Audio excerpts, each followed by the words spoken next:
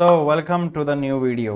ये है basically backend development में हम HTTP के कुछ बेसिक्स को क्लियर करने वाले हैं। ये एक डेडिकेटेड वीडियो नहीं है, this is a classroom video. मतलब जो मेरी ऑनलाइन सेशंस होते हैं उसमें से एक रिकॉर्ड करी हुई क्लास है ये। तो अगर मैं कैमरे की तरफ ना देखूं तो डोंट थिंक मैं आपको पढ़ा नहीं रहा। तो जस्ट लिसन इट केयरफुली। जो मैं प्रैक्टिकली आपको या फिर जो लिख के या फिर मैं जो ड्रॉ करके आपको शेयर करूंगा स्क्रीन पे, आप उनको ध्यान से देखिए। If you have any questions comment section में जाके लिखिए उन चीजों को, I will surely give reply to it. अगर कोई मेजर टॉपिक होगा तो उसमें एक डेडिकेटेड वीडियो बना के आपको जरूर दूंगा। और अगर आपको भी ऐसे ही मेरे क्लासेस या फिर मेरे सेशंस को या फिर मेरे प्रोग्राम्स को ज्वाइन करना है तो आप जाइए reactivecourse.in, वहां पर जाके एनरोल करिए फुल स्टैक AI प्रोग्राम के लिए या फिर बैकएंड के लिए या फिर फ्रंट एंड के लिए, जो भी आपके लिए सुटेबल है आप उसे जाके एनरोल कर सकते हैं। एंड एवरी मंथ मेरा नया बैच चालू होता है, you can enrol in that. Thank you. Okay तो हमें आज बेसिकली क्या समझना है, HTTP के फंडामेंटल्स को क्लियर करना है। समझ रहे हो HTTP के फंडामेंटल्स क्यों जरूरी है? सिंपल भाषा में बता देता हूँ। ये आपके जो बैकएंड डेवलपमेंट है उसमें बहुत हेल्प करेगी। ठीक है, ये सब चीजें हमने समझी थी। तो एक बार मैं फिर से बस एक बार क्लियर कर देता हूँ कि क्लाइंट और सर्वर्स जो होते हैं, है ना, वो ही हमारी फुल स्टैक डेवलपमेंट है, कह सकते हो। ठीक है, क्लाइंट बेसिकली वो है जो हमें देखता है, जो फिर हमारी वेबसाइट पर आता है, वो क्लाइंट। सर्वर वो है जो उसको रिस्पॉन्स देता है। समझे? अब दो सर्वर्स होते हैं मेनली एक वेबसाइट के अंदर। एक होता है फ्रंट एंड का सर्वर, जब आपकी वेबसाइट के बारे में कोई सर्च करता है और वेबसाइट जब दिखती है उसे ब्राउजर पे, तो उसको कौन अप्रोच करता है? सबसे पहले फ्रंट एंड सर्वर। ठीक है, फ्रंट एंड सर्वर पे जाके अप्रोच करेगा तो फ्रंट एंड इसको क्या देगा? फ्रंट एंड ऐप देगा, मतलब कि UI देगा पूरी वेबसाइट का। दे दिया। अब वो UI क्या होगा? स्क्रीन पर एंटर हो जाएगा। अब आपको वेबसाइट दिख गई। अब आप दोबारा से क्या करोगे? एज अ क्लाइंट आप दूसरे स्टेप पे जाओगे, दैट इज कि अब लेट्स सपोज आप यूट्यूब करते हो तो यूट्यूब के अंदर आपने सर्च करा कुछ, है ना। अब वो सर्च रिक्वेस्ट जो होगी वो अब जाएगी बैकएंड सर्वर। वैसे तो अगर रियलिटी चेक दूं ना तुम्हें, तो बहुत सारे सर्वर्स होते हैं, जैसे कि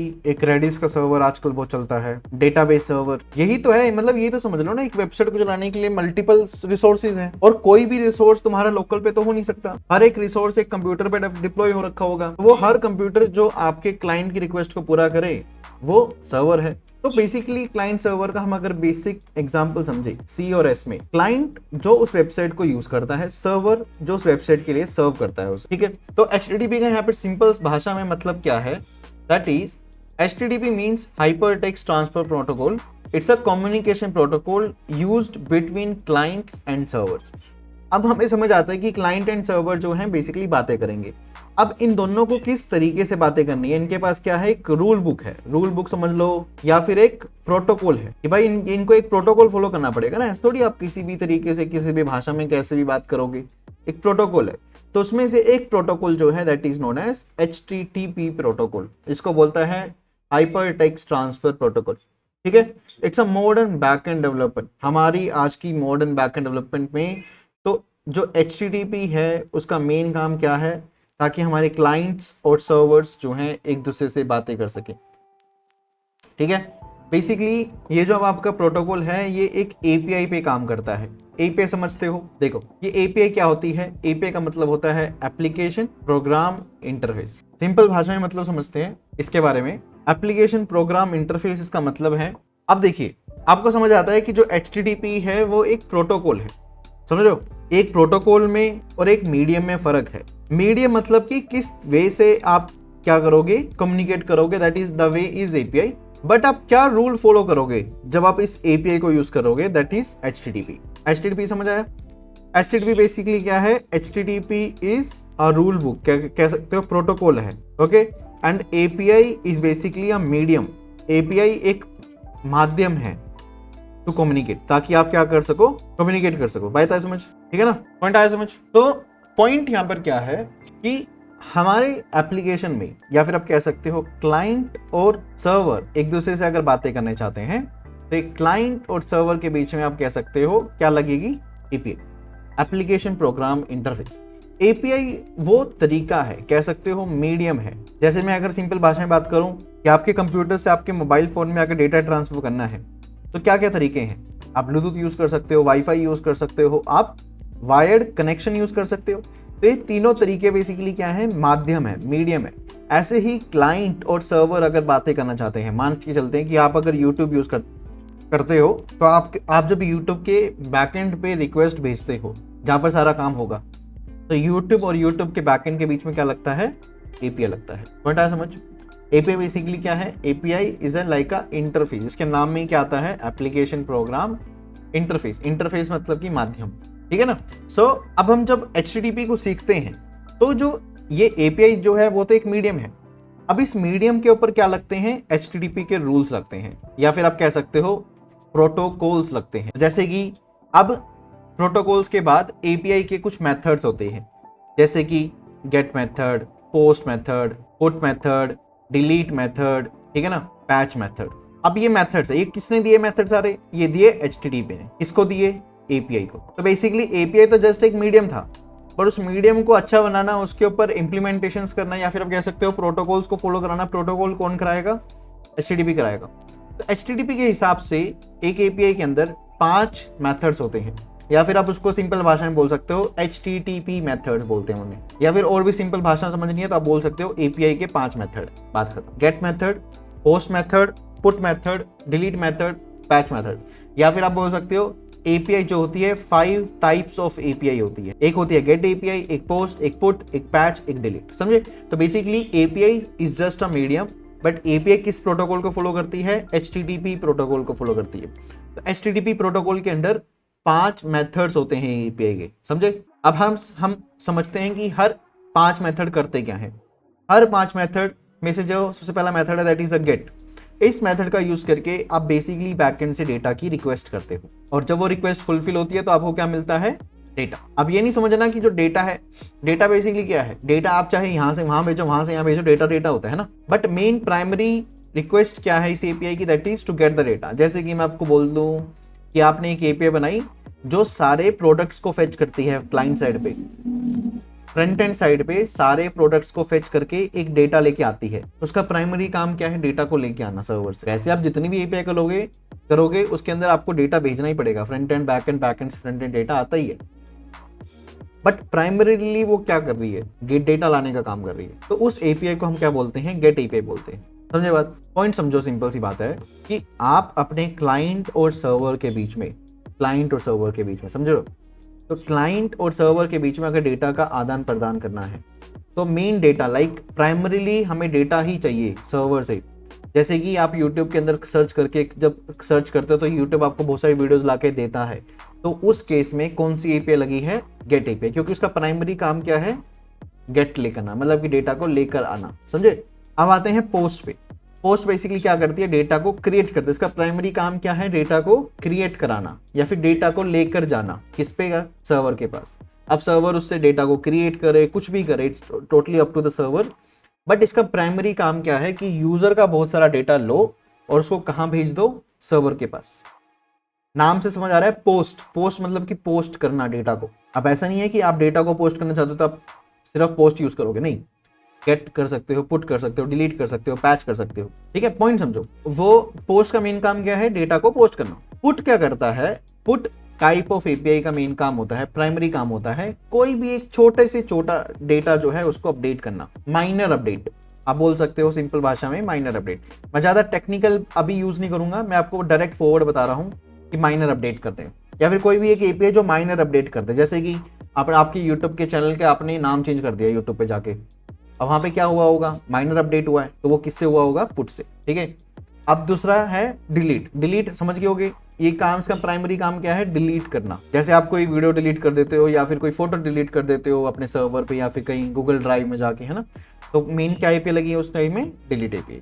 पैच, पैच क्या करती है, पैच का मेन काम होता है, देखो, एक होता है माइनर अपडेट और एक होता है लार्ज अपडेट। जब लार्ज अपडेट सेट हो, जब ज्यादा अपडेट होगा तो उस केस में क्या लगेगा, पैच। जब माइनर अपडेट होगा तो क्या लगेगा, पुट, समझे। मतलब अगर आप कोई छोटा सा छोटा अपडेट कर रहे हो तो वो किससे हो जाएगा, वो पुट से। बट कोई मेजर अपडेट है अगर आप कर रहे हो अपने सिस्टम में, लाइक मान के चलते हैं कि आप अपनी कोई पोस्ट करे, पोस्ट के करने के बाद आपने कुछ मेजर अपडेट करे, चाहे उसके नाम वाम चेंज कर दिए, डिस्क्रिप्शन चेंज कर दिया, फोटो चेंज कर दिया ना, बहुत मेजर अपडेट है, तो उस केस में क्या लग रहा होगा, पैच लग रहा होगा। समझे पॉइंट?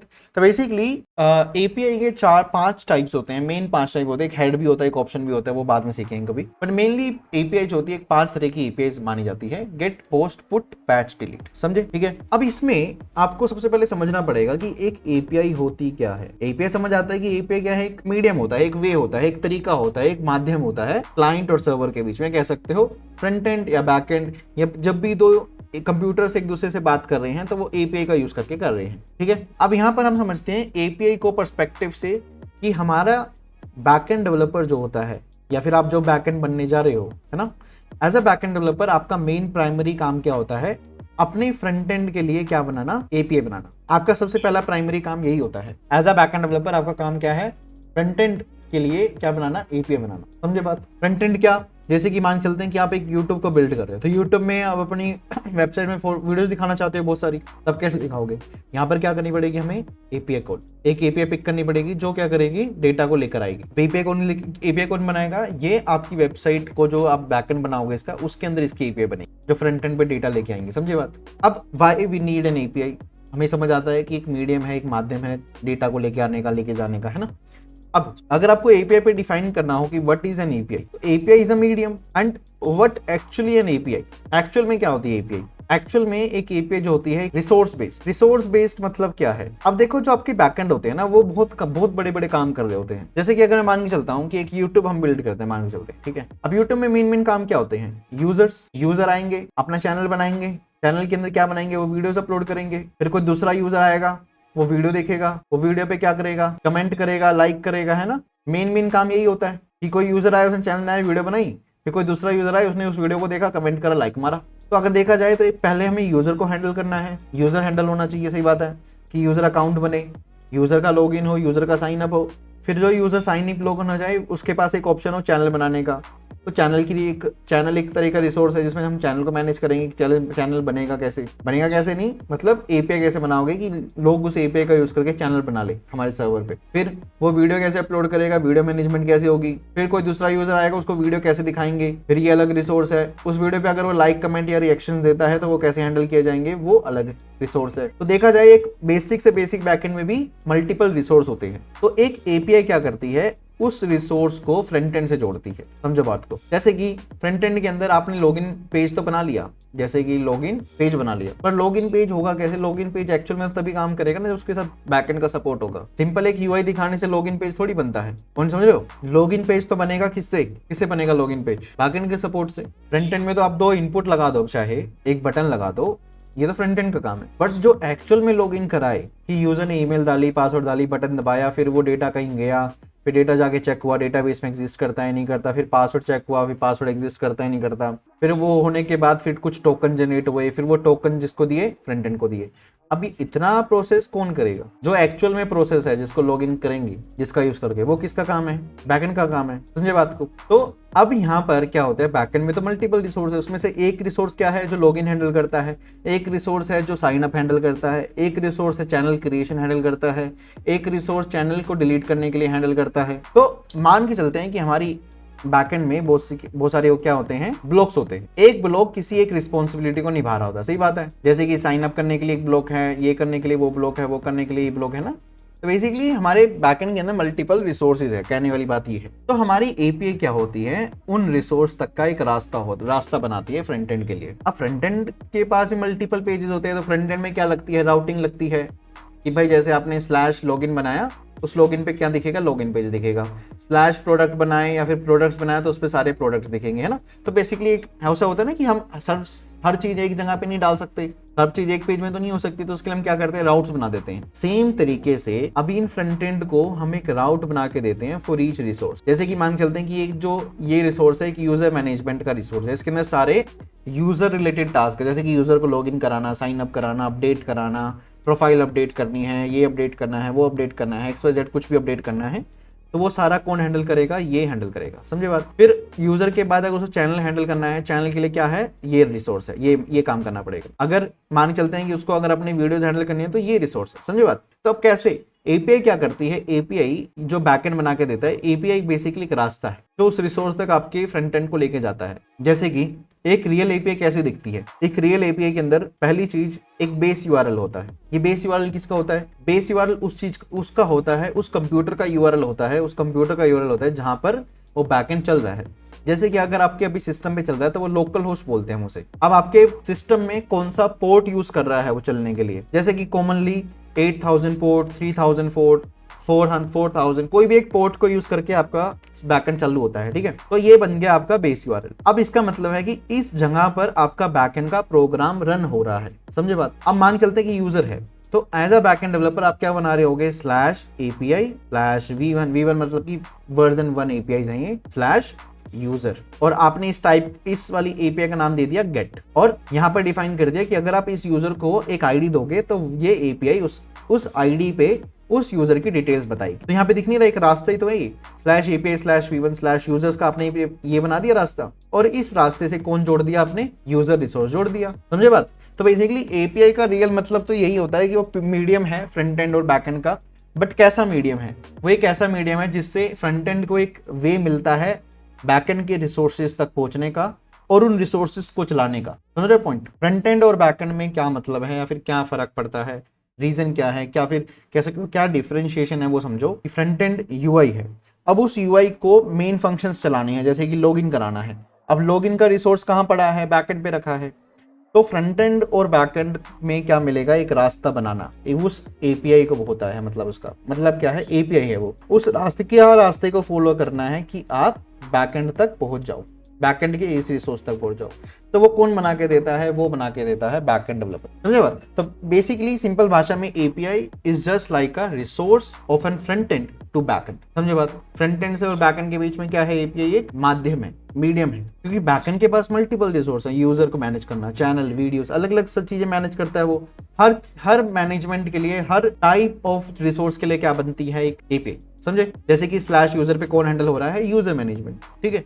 अब जैसे कि /चैनल बना दिया बैकएंड डेवलपर ने, जिसके अंदर आप चैनल को मैनेज करोगे। अब एक एपीआई एक फंक्शनैलिटी करती है, ऐसा नहीं कि मल्टीपल फंक्शनैलिटी वो कर देगी कि आपने इस एपीआई को कॉल करा, इसने चैनल बना दिया, इसने डिलीट भी कर दिया, ऐसा नहीं होता। एक एपीआई होती है, उस एपीआई को एक ही फंक्शन दिया जाता है चलने के लिए, कि मतलब कि अगर यूजर ने इस एपीआई पे आ भी गया, यूजर ने इस एपीआई को कॉल कर दिया, तो ये फंक्शन चलेगा। अब ये फंक्शन के अंदर क्या लॉजिक होगा, वो किसका काम है? Backend developer. पॉइंट समझे हो? तो basically as a backend engineer हमें क्या करना है? एपीआई पे काम करना है, ऑब्वियस सी बात है, ठीक है। एपीआई एक मीडियम होती है, आपके जो बैकएंड के रिसोर्सेज हैं, रिसोर्सेज बेसिकली आप बोल सकते हो बैकएंड के जो लॉजिक्स है, उन लॉजिक्स को किसके साथ जोड़ने का मतलब है? वो फ्रंट एंड के साथ जोड़ना, that is an API. Simple point आ रहा है, समझ क्लियर है? तो अब हम कुछ बेसिक्स के बारे में समझेंगे और कुछ HTTP के बेसिक्स के बारे में समझेंगे, ठीक है। आपको मैंने HTTP का सबसे बड़ा बेसिक बता दिया, दैट इज एपीआई, और उस एपीआई के 5 तरीके होते हैं, और उन 5 तरीकों का काम क्या होता है, ये हमने मेन चीज तो समझ ली। अब इस पूरे काम के अंदर कभी कभी आप इन ट्रिगर करोगे, जैसे मैं बताता हूँ कौन कौन से। पहली चीज व्हाट इज अ रिक्वेस्ट, और एक होता है रिस्पॉन्स, और एक बोलेंगे हम साइकिल।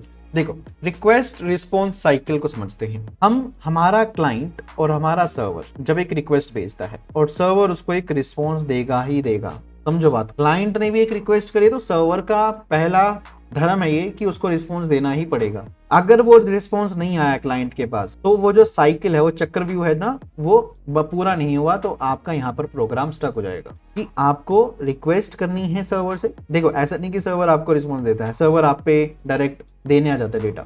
ऐसा भी होता है, वेब सॉकेट्स हम उसमें यूज करते हैं कि सर्वर फ्रंट एंड को डेटा देना शुरू करता है विदाउट एनी रिक्वेस्ट। बट उसके केस में भी क्लाइंट को एक बार इनिशिएट करना पड़ता है। समझो बात को कि क्लाइंट मतलब क्या बोल रहे हो, जैसे आप YouTube को यूज करते हो तो आप गए ना YouTube के पास, ऐसा तो नहीं YouTube खुल के आए ऑटोमेटिक आपकी स्क्रीन पे और चलने लग गया। आपने चलाया तभी तो YouTube चला, समझे पॉइंट को। तो मेन मुद्दा यहाँ पर क्या है, यहाँ पर मेन मुद्दा क्या है कि जो क्लाइंट है और जो सर्वर है उनके बीच में क्या है, एक कनेक्शन है, ठीक है। उनके बीच में क्या है, एक कनेक्शन है, समझ रहे हो। कनेक्शन कैसा कि क्लाइंट क्या करेगा, रिक्वेस्ट करेगा, सर्वर उन्हें क्या देगा, रिस्पॉन्स देगा। बात आई समझ, ठीक है। तो क्लाइंट ने रिक्वेस्ट करी, सर्वर ने क्या करा, सिंपल भाषा में रिस्पॉन्स दे दिया, ठीक है।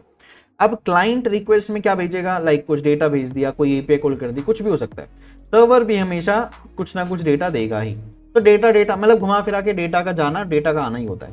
तो रिक्वेस्ट बेसिकली क्या है, रिक्वेस्ट वो चीज है जो क्लाइंट की तरफ से किसके पास आती है, सर्वर के पास। तो रिक्वेस्ट क्या हुई, क्लाइंट ने जो रिक्वेस्ट करी सर्वर के पास, दैट इज अ रिक्वेस्ट। अब ने उस रिक्वेस्ट को समझने के बाद सर्वर ने कुछ रिस्पॉन्स दिया, तो रिस्पॉन्स वो किसका हुआ, सर्वर का, क्लाइंट के लिए क्या हुआ, एक रिस्पॉन्स हुआ। अब इस पूरी साइकिल को कंप्लीट करना ही मेन काम होता है, इस पूरी साइकिल को कंप्लीट करना ही क्या बोलेंगे हम, रिक्वेस्ट रिस्पॉन्स साइकिल।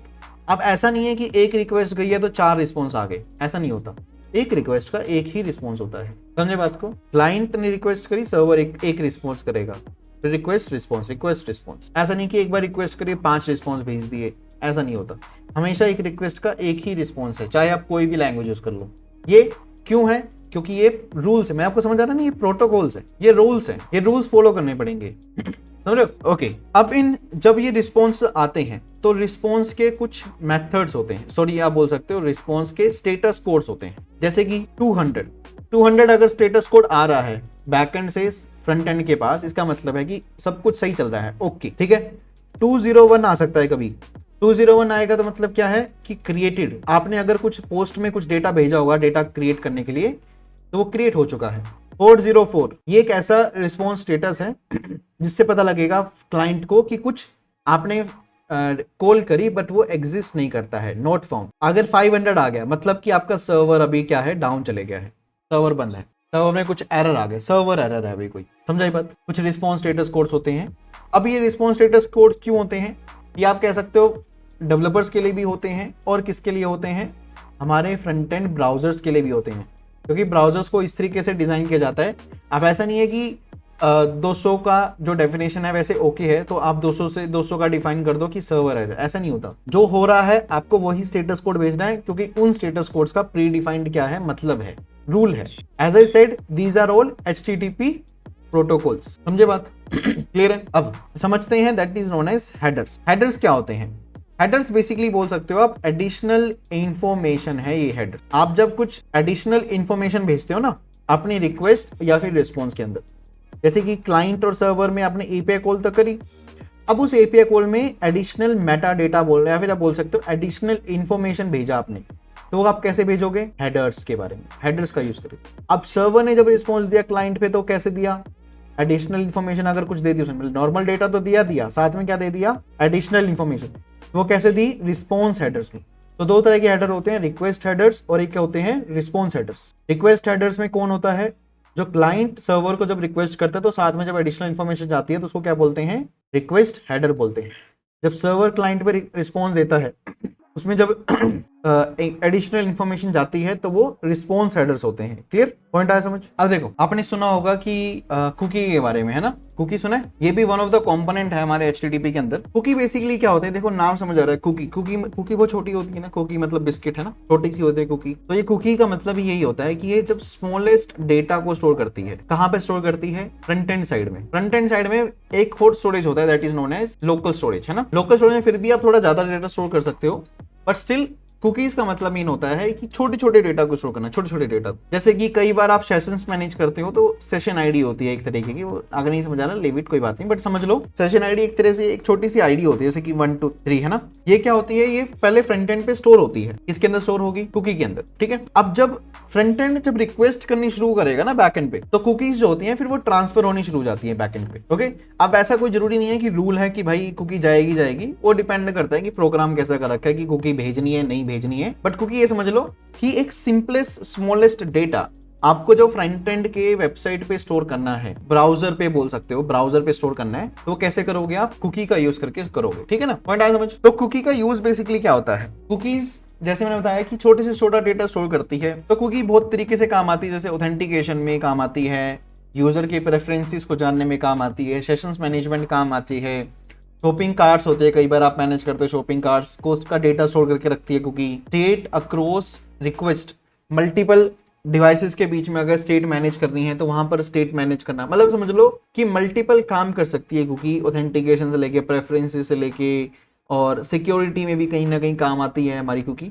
तो बेसिकली मेन काम क्या है कुकी का कि स्मॉलेस्ट से स्मॉलेस्ट डेटा ब्राउजर पे स्टोर करना, फ्रंट एंड ब्राउजर पे, वहां पर हमारी क्या काम आती है, कुकी काम आती है। समझाई बात, चलो ठीक है, बाकी तो हो गया हमारे इतना ही मेन फंडामेंटल्स तो यही थे। बाकी इसके अंदर JWT भी आता है, सेशन मैनेजमेंट आती है और बहुत चीज़ें आती हैं, बट आई डोंट वांट कि आप ये पहले दिन ही सीख लो इतना कुछ, मतलब पहले दिन इन द सेंस कि ये बहुत बड़ा भार बनेगा आपके ऊपर, ठीक है। इट मीन्स लाइक उनके लिए थोड़ी प्रायर नॉलेज और चाहिए, JWT को सीखना, ऑथेंटिकेशन के बारे में सीखना। जब तक आप बेसिक ऑथेंटिकेशन नहीं करोगे तब तक ये समझ नहीं आएगा हाई लेवल ऑथेंटिकेशन कैसे होती है। Got it? So no worries, बाकी हम बाद में देखेंगे। इतना बेसिक समझ आया HTTP का, ठीक है ना? इसमें कोई क्वेश्चन है तो पूछो।